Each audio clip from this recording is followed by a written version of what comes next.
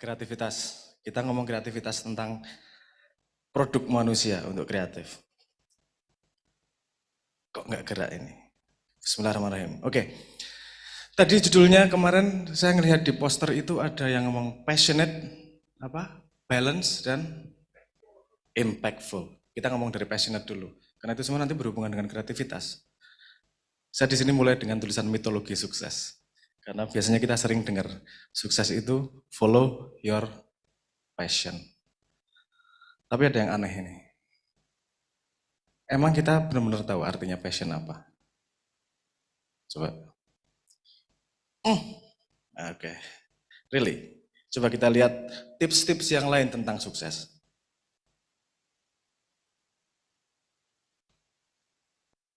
Follow your passion. Tapi kita juga pernah dengar tips tentang sukses yang lain. No pain, no gain. Ada yang ngomong 1% bakat, 99% keringat. Nah ini Pak, ada yang salah nih, berlawanan kan ini. Follow your passion sama suruh kerja keras nih. Yang salah di mana nih? Arti passion apa sih? Yang kita pahami passion adalah sesuatu yang kita senangi sangat gitu kan ya. Kita ikuti, kita senangi. Tapi coba kita track sebentar. Arti kata passion dari mana sih? Kalau kita melihat di kamus, passion itu berasal dari kata passio. Kita lihat. Passio artinya apa? Passio arti pertamanya adalah suffering, menderita, bukan kesenangan. Jadi follow your passion itu bisa diartikan bukan ngejar kesenangannya, tapi justru penderitaannya. Kamu bersedia mencapai yang kamu inginkan dengan menanggung penderitaan. Follow your passion. Artinya adalah follow the suffering you willing to endure. Ikuti kesusahan yang kamu mau tanggung untuk menuju apa yang kamu inginkan. Karena pada proses mengejar mimpi itu nggak pernah mudah. Apapun nggak mudah. Nggak punya mimpi aja susah, apalagi punya mimpi, apalagi punya cita-cita. Nggak enak dikit, ini bukan passion saya ini. Loh, passion itu bukan urusan kesenangan. Passion itu justru yang nomor satu adalah penderitaannya. Kamu bersedia menderita untuk mencapai itu atau tidak? Karena penderitaan itu pasti kok. Saya menyebutnya sebagai hukum penderitaan, hukum kekekalan penderitaan. Saya lulusan fisika, jadi jangan dibantah ya. Ada hukum kekekalan penderitaan. Nggak hanya kekekalan energi, kekekalan penderitaan juga ada.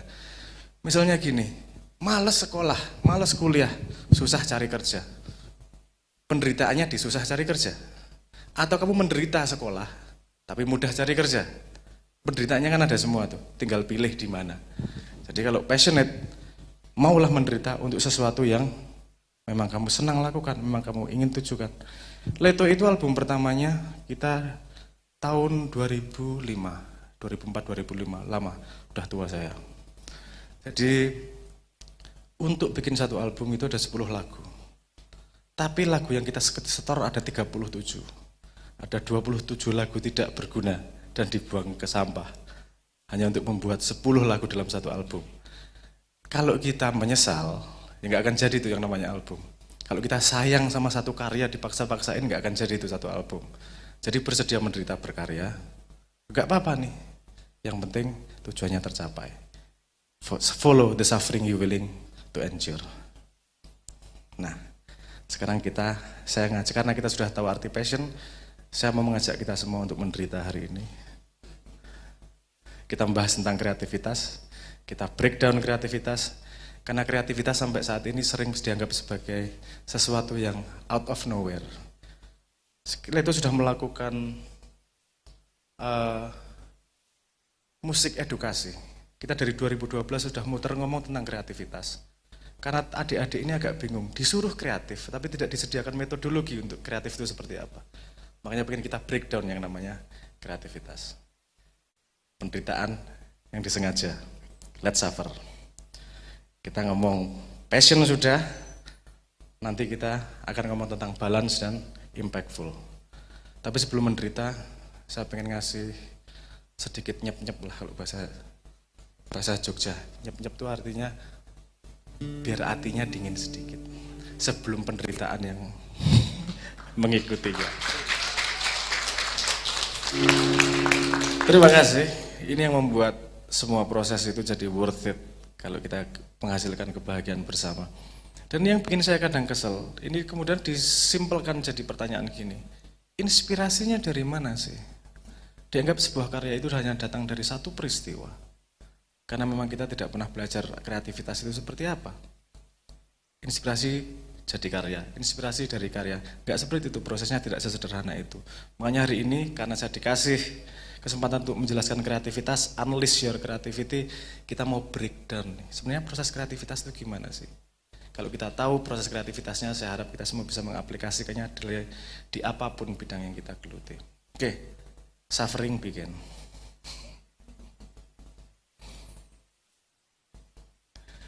Ini kok lama ya, geraknya ini. Oke.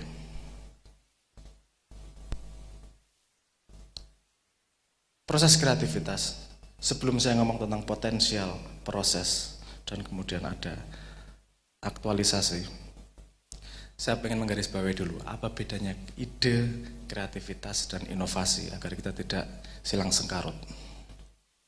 Ide adalah sesuatu gagasan yang muncul dari kepala, itu namanya ide. Bisa datang dengan sengaja, bisa datang dengan tidak sengaja. Kreativitas adalah ide yang muncul dengan sengaja. Itu bedanya kreativitas dengan ide. Kalau kreativitas munculnya disengaja, kita butuh sesuatu, kita butuh jawaban, kita memunculkan ide, itu namanya kreativitas. Kalau ide yang muncul dari kepala, semua bisa keluar, kapan saja bisa keluar, sengaja tanpa sengaja. Inovasi adalah ketika kreativitas tersebut diimplementasi sehingga punya tolak ukur yang jelas di dunia nyata. Itu inovasi. Kalau cuma nyanyi-nyanyi, Cornel main gitar, saya nyanyi, bisa jadi ide yang keluar. Tapi kemudian kalau dikonstruksi menjadi lagu, itu menjadi kreativitas. Tapi kalau kemudian dijual dan kemudian ada tolak ukur laku berapa ya, itu baru bisa dikatakan inovasi. Nah, jadi ada beberapa jenis juga inovasinya seperti apa, tapi nanti kita jelaskan. Semua proses itu sebenarnya proses standarnya adalah sederhana. Ada modal, ada prosesnya, dan kemudian ada hasilnya, ada aktualisasinya. Kita belajar dulu, apa modalnya untuk bisa kreatif membuat karya. Ada banyak kotak di sini, ya ini penderitaan yang saya maksudkan.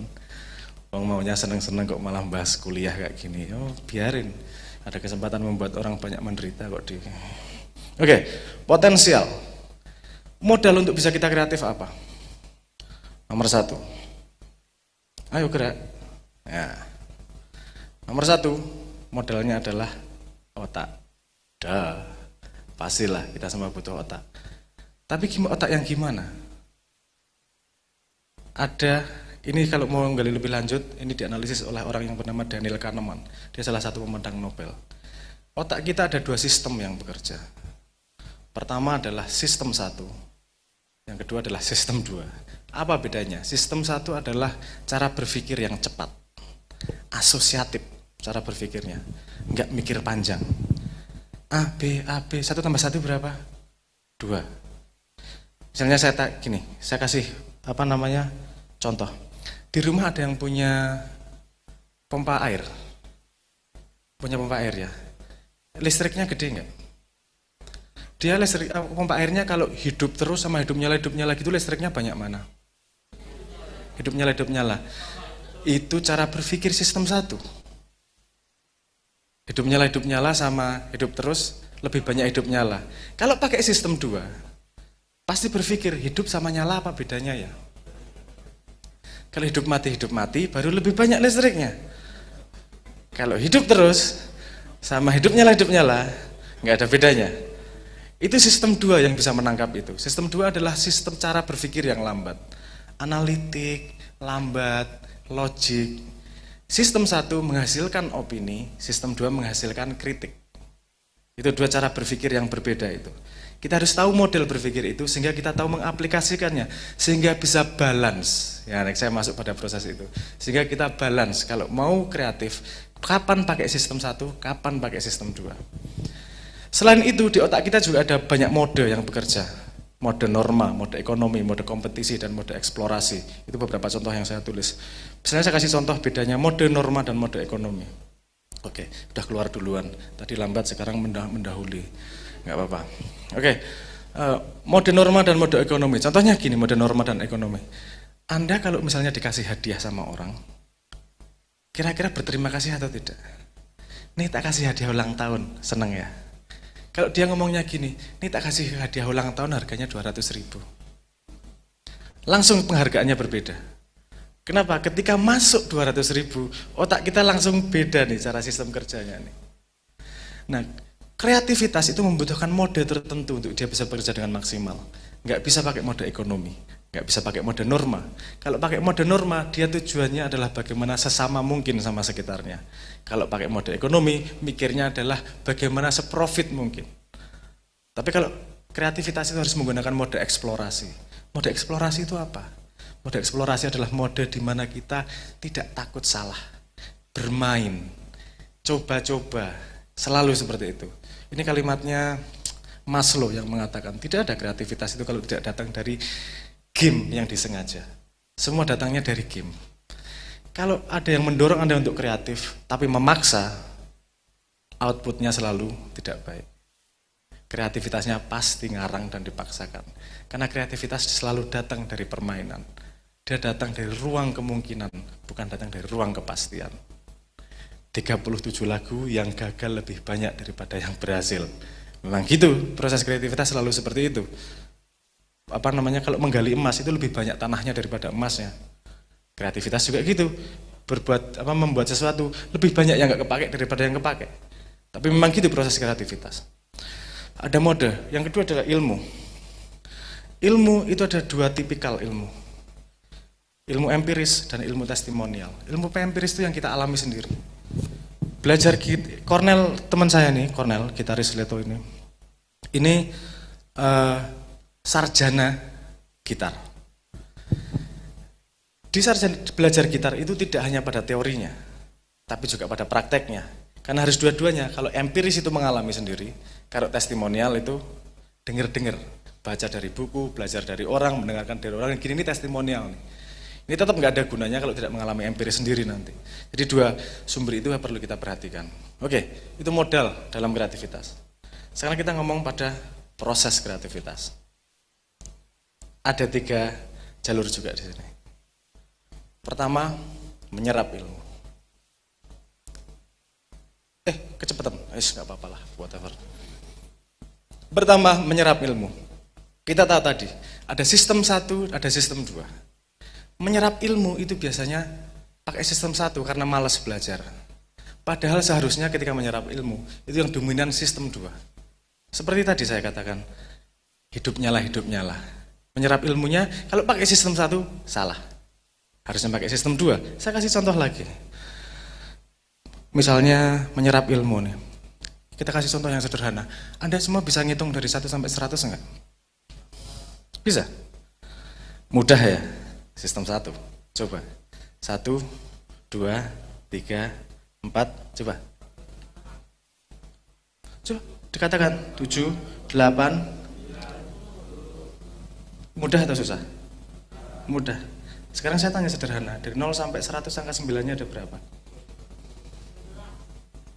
12, 19. Yakin? Hah? Oke, ada lagi yang ngomong? Salah.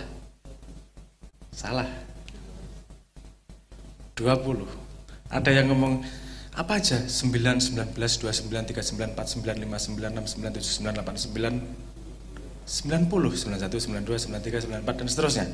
Itu kadang-kadang saya sering menemukan orang yang karena merasa mudah kemudian meremehkan. Padahal ilmu itu terletak bukan pada yang hanya kita lihat. Perlu sistem 2 untuk mengolah, untuk mencari yang ada di belakangnya. Selalu seperti itu. Kalimat terkenal dari Sting tentang musik. Musik itu bukan suara yang dimainkan, tapi keheningan yang terjadi di antara nada.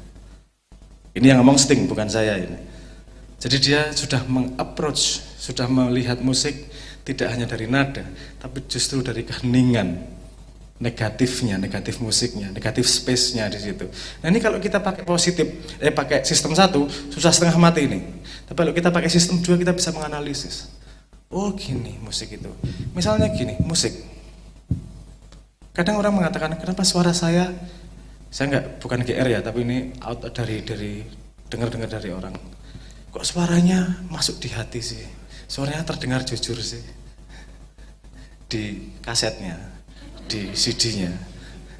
Anda mengetahui bahwa ketika suara seseorang frekuensinya di 2,8 kHz lebih gede 3 desibel daripada 1 oktav di sebelahnya, itu orang kedengaran akan lebih jujur. Kalau di frekuensi sekitar 400 itu kelihatan lebih berwibawa. Kalau di sekitar 1200 kelihatan pembohong. Ini pengetahuan frekuensi semua. Jadi apakah penting untuk berkarya? Nomor 1 berkarya itu adalah tools. Pelukis itu pakai intuisi, tapi dia harus belajar cat. Dia harus belajar kanvas, dia harus belajar kuas. Itu menyerap ilmu sistem 2 yang paling dominan. Oke, kita yang nomor 2, meledakkan. Ketika kita sudah punya tools, yang dilakukan haruslah kemudian meledakkan. Meledakkan itu apa? Berkarya semaunya. Itu harus pakai sistem 1. Justru, nggak boleh pakai sistem 2. Karena kalau berkarya pakai sistem 2, nggak jadi karyanya.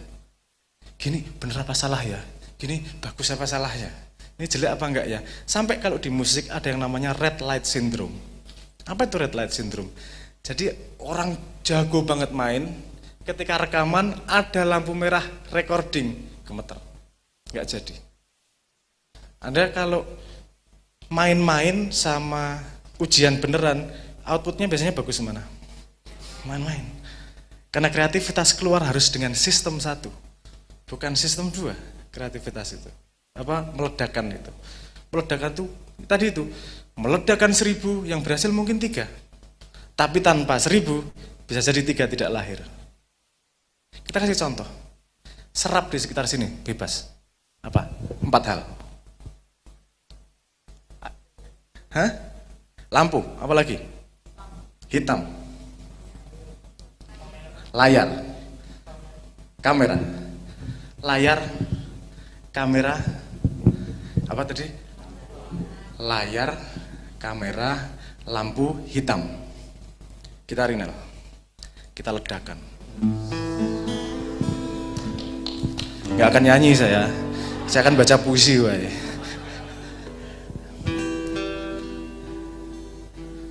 Apa tadi? Lampu, layar, hitam, kamera. Oke.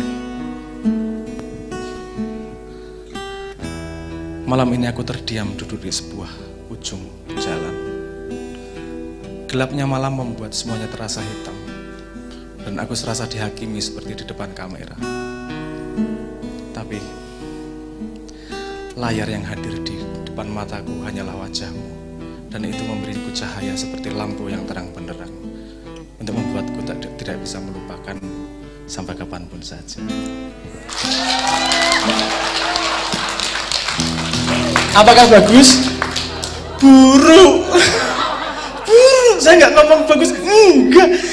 Yang namanya meledakkan itu harus siap dengan buruk. Ya memang gitu. Yang namanya meledakkan. Tapi kalau ada bahan yang sudah diledakkan, nanti kita bisa ke level berikutnya, yaitu menata. Kalau sudah diserap, diledakkan, ada ide bagus ini, ide bagus ini, ide bagus ini, ditata kemudian. Menata itu apa? Menata itu adalah membuat karya kita sesuai dengan audiens yang mau kita sampaikan. Lagunya bagus, tapi lamanya 30 menit, nggak ada radio yang mau nyetel. Puisinya bagus, tapi 16 halaman, siapa yang mau baca? Sekarang puisi 1 Twitter aja udah, 1 panjangnya segitu aja udah pada males baca, apalagi sekarang buku. Gitu. Nah, pada menata ini, kita harus sangat aware dari luar. Tapi juga harus aware dengan apa yang kita lakukan. Jadi sistem 2-nya dan sistem 1-nya harus berjalan dengan imbang. Di sini balance harus terjadi. Kapan pakai sistem 1, kapan pakai sistem 2, dan kapan pakai dua-duanya. Sistem 1 dan sistem 2 dalam menata, kita kasih contoh. Awareness terhadap luar dan awareness terhadap apa yang kita lakukan. Saya minta apa namanya, teman-teman ikut serta. Do. Nanti tangannya nggak usah, do aja ya. Nggak apa-apa, tangannya nggak usah. Kalau saya gini aja. Do, re, mi. Ya gitu ya. Do, re, mi, fa, re, mi. Saya gini aja. Do, re, mi, fa. Lebih gampang ya. Do, re, kasih nada. Do, re, do. Mari kita tata. Suarakan nada yang kamu lihat dari tangan saya. Do, re,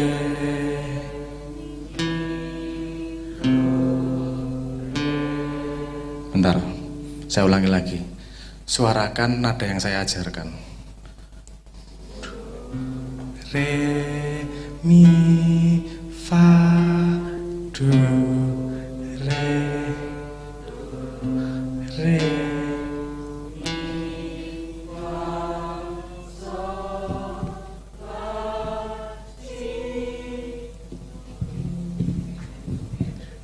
Sampai itu.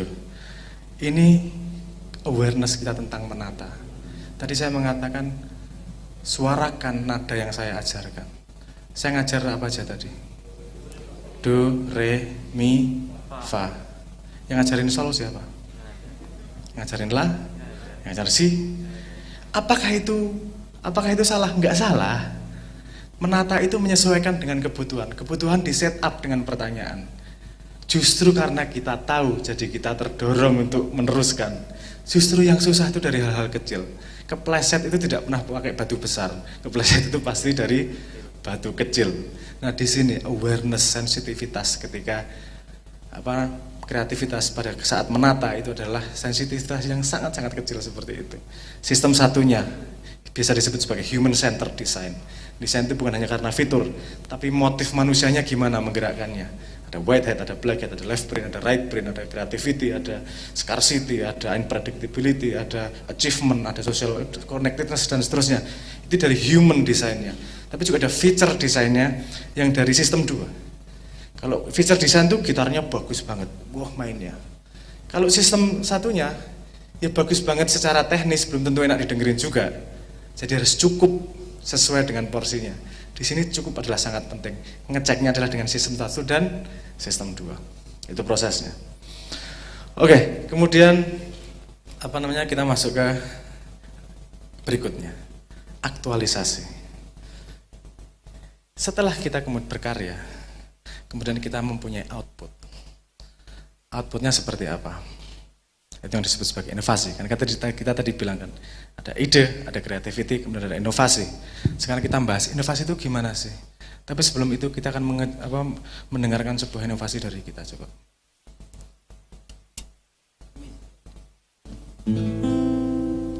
Bukan inovasi, ini udah lama sih. Tapi nggak apa-apa, kita berbagi coba. Sebelum masuk ke segmen ini, biar nggak pusing-pusing amat.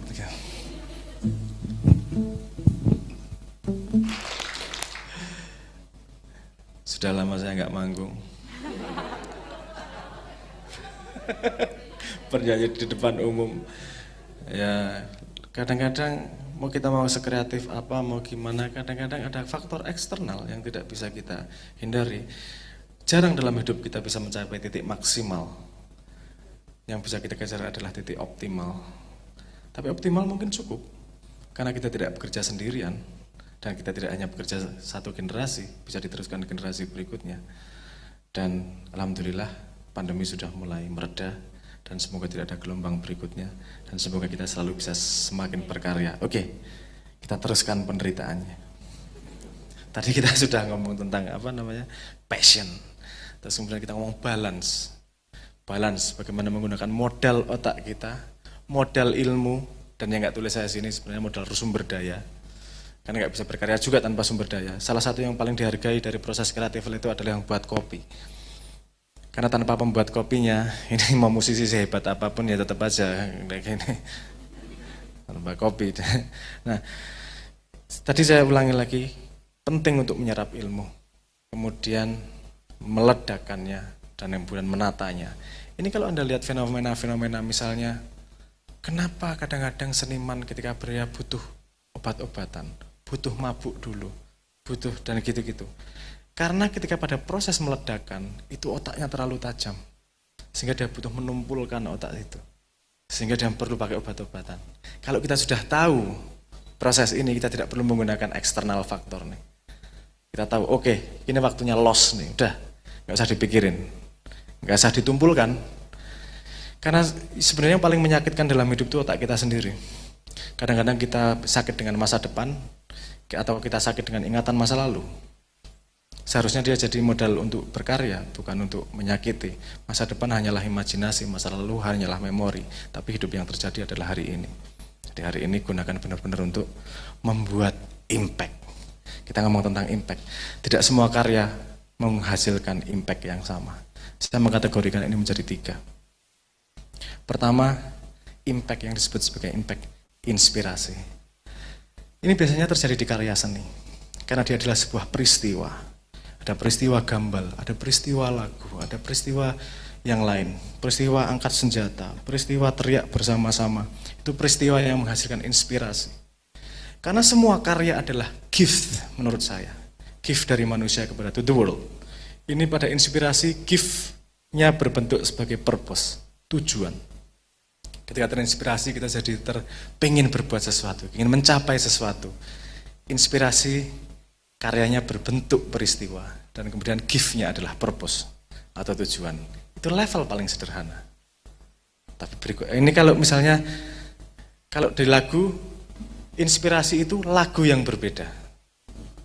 Apa maksud saya? Misalnya kita tadi sudah mendengarkan 2 lagu nih.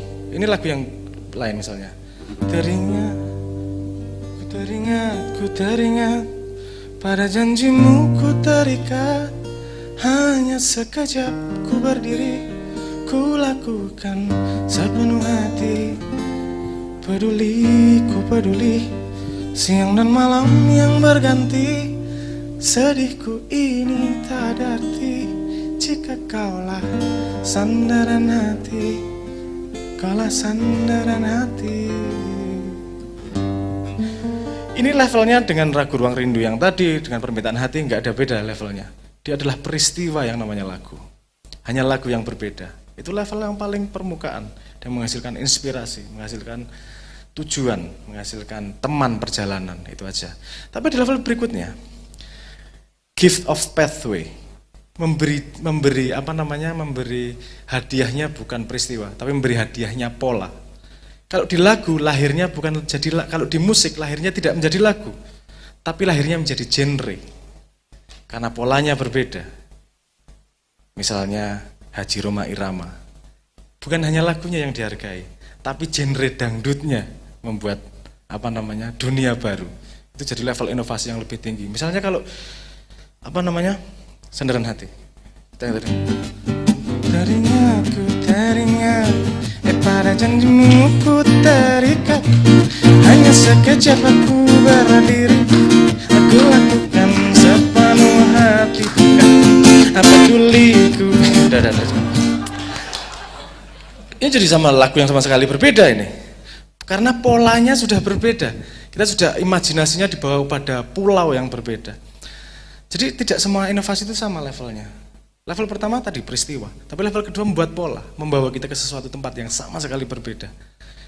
Kalau peristiwa menghasilkan lagu yang berbeda, kalau inovasi pola itu menghasilkan cara yang baru. Jadi menghasilkan genre yang baru. Tapi ada lagi yang lebih fundamental di bawahnya. Tidak hanya pola, inovasi dalam bentuk structure. Lama banget ini, oke. Ya, liquidity, structure, gift-nya time. Ini mungkin istilahnya perlu saya jelaskan. Karena gift yang paling lebih fundamental itu adalah inovasi yang membuat kita punya lebih banyak waktu melakukan hal yang lain. Apa maksud saya? Kita tadinya mengerjakan 10 jam menjadi mengerjakan cuma 10 menit.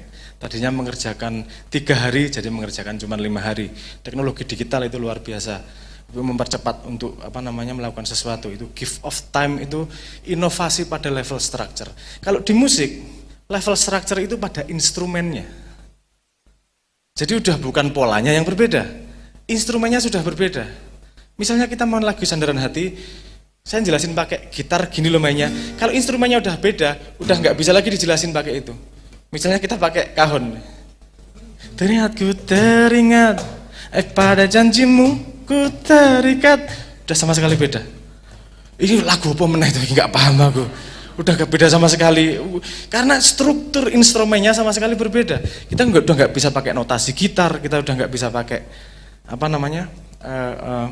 penjelasan dengan cara gitar. Karena instrumennya, strukturnya sudah sama sekali berbeda. Nah kadang-kadang yang saya sesali gini, kita dulu sering ngomong inovasi-inovasi tapi kita tidak bisa membedakan mana sih level inovasinya. Kalau levelnya peristiwa, itu gini, ketiga ini apa bedanya sih? Bedanya adalah rasio, budget, dan impact. Kalau peristiwa itu budgetnya besar, impactnya tidak terlalu panjang. Tapi kalau pada level struktur, itu budgetnya kecil, impactnya sangat besar. Saya kasih contoh di dunia nyata. Habit, give of pathway misalnya. Pola. Anda tahu yang tengah nih ya, give of pathway. Ini artinya bahwa gini, kita tidak boleh terkungkung pada pola sebelumnya. Kita harus bisa lepas dari pola sebelumnya untuk menemukan pola baru. Saya pengen cerita sedikit pola yang agak lucu sebenarnya, menurut saya sih. Anda tahu roket yang keluar angkasa? Kenapa ukurannya segitu? Nggak bisa lebih besar, Pak? Anda pernah berpikir sebabnya kenapa? Menurut ceritanya sebabnya gini. Roket pertama itu dibuat di Utah dan dikirim ke Florida. Untuk ngirim itu pakai rel kereta. Dan gedenya roket nggak boleh lebih besar daripada terowongannya. Jadi limitnya segitu. Terus terowongannya kenapa gedenya segitu? Karena jalur keretanya gedenya segitu. Trek relnya. Terus kenapa trek relnya gedenya segitu? Karena rel awal-awal dipikir di Inggris mengikuti jalan yang dibuat oleh Romawi. Jalan Romawi itu kanan kirinya ada lubang untuk roda pedati. Itu yang kemudian dijadiin rel. Kenapa lebar roda pedatinya segitu? Karena pantat kuda 2 tepat ukurannya. Jadi ukuran roket itu terlimitasi oleh pantat kuda. Ini yang sering kita tidak memahami bahwa limitasi yang kita hadapi sekarang itu kadang-kadang limitasi turunan dari sebelumnya. Itu kalau Elon Musk menyebutnya sebagai first principle. Oke, waktunya tinggal sedikit. Nomor 2, liquidity, give of time. Saya kasih beberapa contoh betapa fundamental rasio price sama impact yang terjadi kalau inovasinya terjadi pada level ini, pada level liquidity. Anda pernah tahu 0 derajat itu ada di mana? Di Greenwich. Kenapa ada di Greenwich? Karena gini, saya cerita sejarah sedikit ya. Karena gini, kalau pelayaran itu sangat susah menentukan bujur. Kalau menentukan lintang itu sederhana, tinggal lihat derajatnya matahari dan bintang sederhana. Tapi untuk melihat bujur itu sangat susah. Jadi di Inggris ada yang namanya Longitudinal Award. Dia memberikan award untuk siapapun yang bisa menemukan alat untuk bisa ngukur bujur. Nah. Terus kemudian ada banyak teori di situ. Ada yang pakai perbintangan, ada yang pakai ini, pakai itu dan seterusnya. Terus suatu hari ada yang menemukan jam. Itu untuk mengukur bujur. Ketika ada lomba, pemenang yang membuat jam ini nggak menang lomba. Yang menang justru yang pakai bintang. Karena orang-orang nggak paham gunanya jam. Anda membayangkan belum pernah lihat jam sama sekali. Terus ini ngapain sih kayak gini? Ini nggak ada yang bayangin betapa gunanya seperti itu. Akhirnya salah satu panitia itu nggak terima. Dia ngomong sama rajanya, ini penemuan bagus ini. Ini harus didorong ini. Akhirnya rajanya, kalau nggak salah King George III kalau nggak salah. Tapi perlu dicek lagi itu. Terus kemudian rajanya ngomong, yaudah yang menang biar itu aja, nggak apa-apa. Tapi si yang milik jam ini tak kasih duit sendiri. Harganya kalau dikasih duit pada dia menemukannya umur 21 tahun, dia mendapat uangnya umur 80 tahun. Dia mendapatkan 23.000 pound sterling cuman. Tapi apa yang terjadi dengan jam itu? Dia menjadi center dari dunia sekarang. 23.000 pound sterling bisa membuat pusat dunia pada 0 derajat Greenwich. Impact-nya pelayaran sedunia bisa terjadi. Impact-nya kita semua patuh pada jam tersebut. Betapa inovasi pada level liquidity itu rasio antara harga price sama impact-nya sangat-sangat jauh. Mungkin satu singkat saja, saya kasih contoh yang lain, karena waktu saya, udah habis ya waktu saya. Oh iya, ada.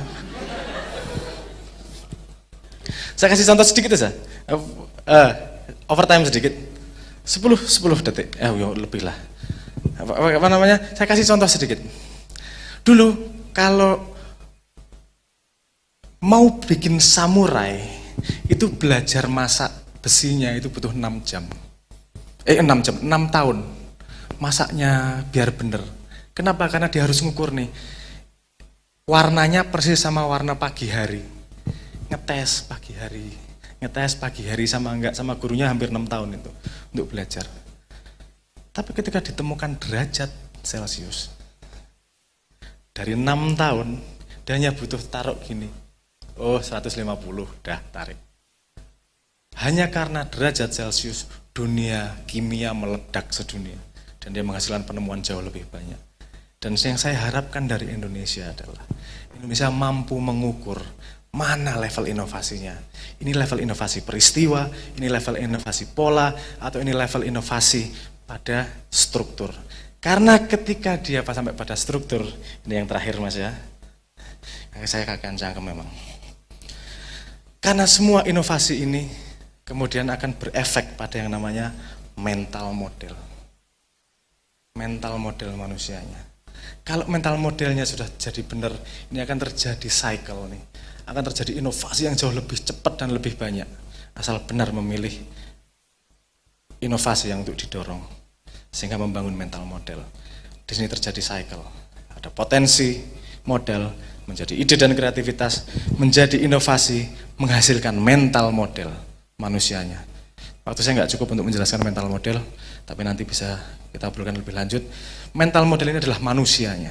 Ketika manusia mental modelnya benar, dia akan menjadi kreativitas yang baru lagi lebih cepat. Pentingnya memilih inovasi di situ.